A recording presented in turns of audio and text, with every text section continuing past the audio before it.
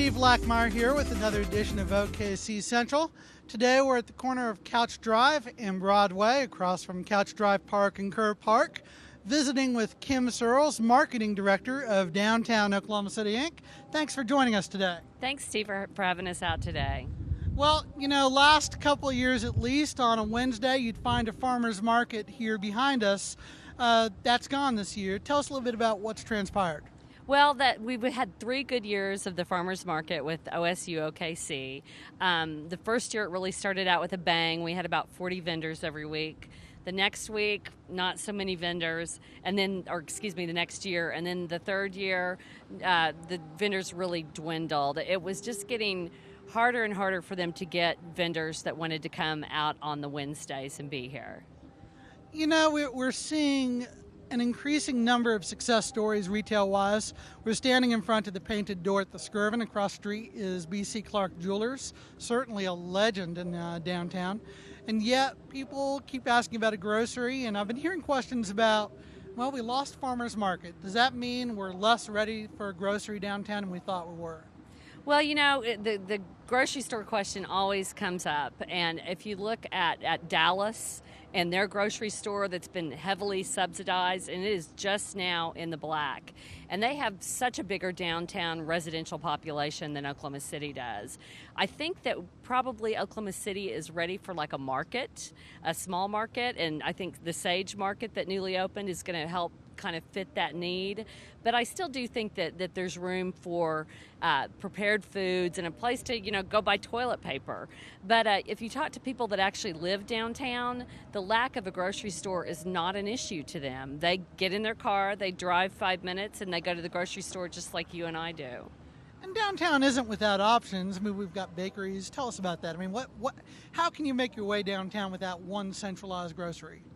Well, I mean, lots of places do have prepared food, and I think that a lot of the people that live downtown are living the city lifestyle and maybe not cooking so much even. So the prepared food thing, I think, fits a niche for that. And then there are a few convenience stores downtown where you can get your basic needs. There are those who are saying, you know, maybe with a different location, a little bit different schedule, farmers market might have worked. Do you think we might take another shot at a farmers market in the future? I think that there is a huge opportunity for us to have another farmers market here. Maybe think about a different place to have it. We had suggested a change of hours, and so I think that probably would help.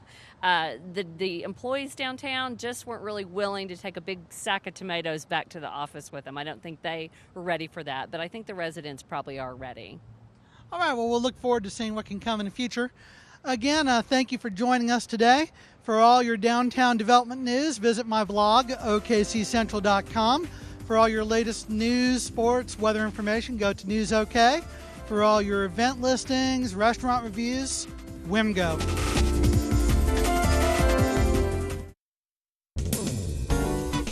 When downtown came crashing down in the mid-1970s, one name had already faded from store marquees years earlier: Kerr's Department Store.